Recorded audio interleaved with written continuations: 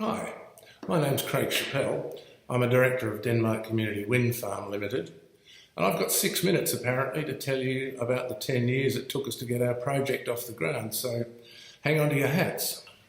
Denmark, population 6,000, tall timber country in the deep south of WA, next stop Antarctica, began generating its own renewable energy on the 20th of February 2013.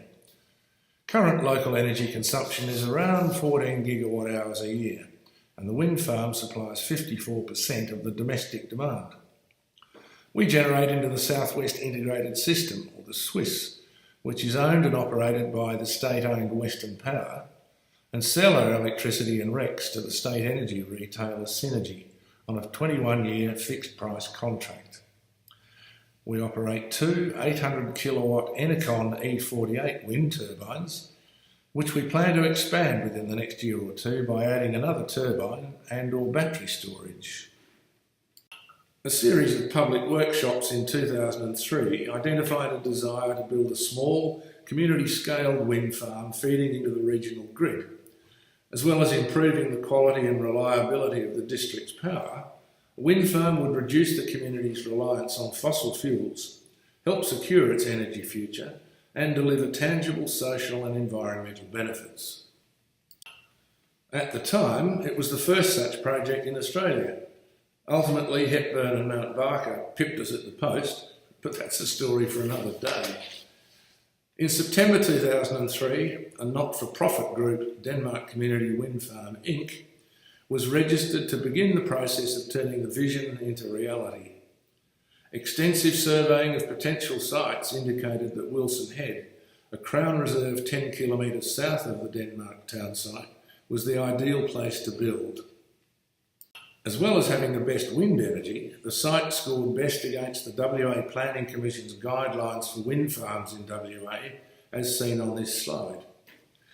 An independent feasibility study determined that the project was technically and financially feasible, and in August 2006, an application was made to the federal government for funding under its Remote and Regional Power Generation Program, which offered to cover 50% of capital costs, with the balance to be found from private investment and/or loans.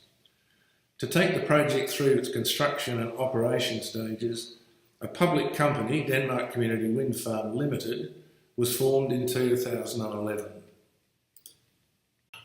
The 1.8 million $1 shares issued by the company were taken up in less than a month, and the company now has 116 shareholders, 212 of them locals, currently pays an annual dividend of around 9 cents a share.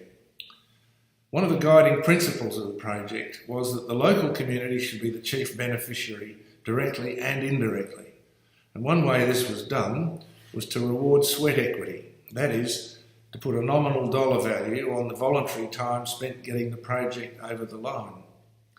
As a result, DCW Inc., the originating group, is a shareholder in the company and distributes its dividend income, which is around $20,000 a year, as grants for local community enterprise projects.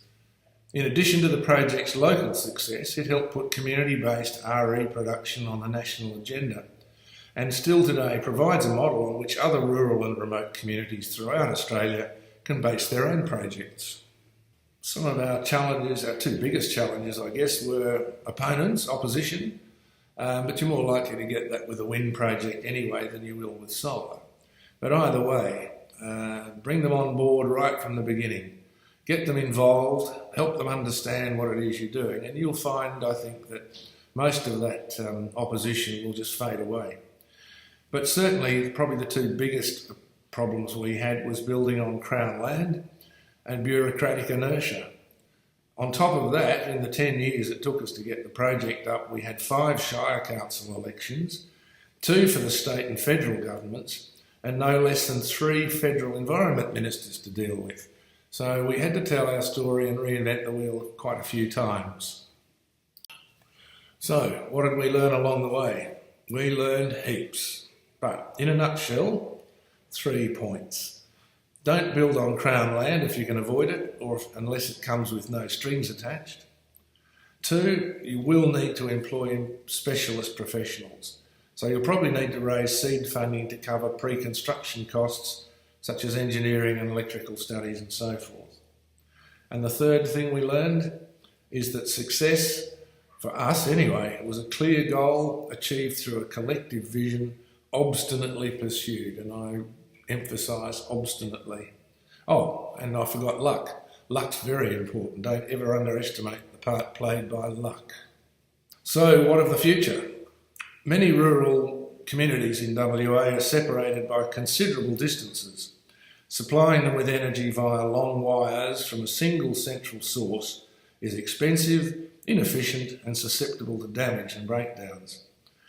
So much so that most of the Swiss is 60 or more years old, and the 400 kilometre connection between Collie, where the coal-fired generator is, and Denmark results in line losses that exceed 30%. There's nothing efficient about that. Interestingly, the other Denmark, the country of Denmark, is less than 1% the size of Western Australia, but has more than double the population and generates more than 30% of its power from wind, compared with less than 2% in WA. So there's plenty of room for improvement, whoever the next Mr. Premier is. As you can see from this diagram, there are currently 10 commercial wind farms on the Swiss, ranging in size from less than a megawatt, which is us, to 200 megawatts. Finally, can I just say this? Community energy is about collectively creating a viable energy future. Installing CFCs in your home, converting appliances, rooftop panels, using public transport, improving home insulation, and all those other domestic energy saving measures are all fine and dandy as far as they go, but they're very limited in their cumulative value. One wind turbine or a megawatt or two of solar PV is far more effective because it benefits everyone equally, and economies of scale dictate that you get far more bang for your buck. So that's it from me. I hope I'm within the 6 minutes.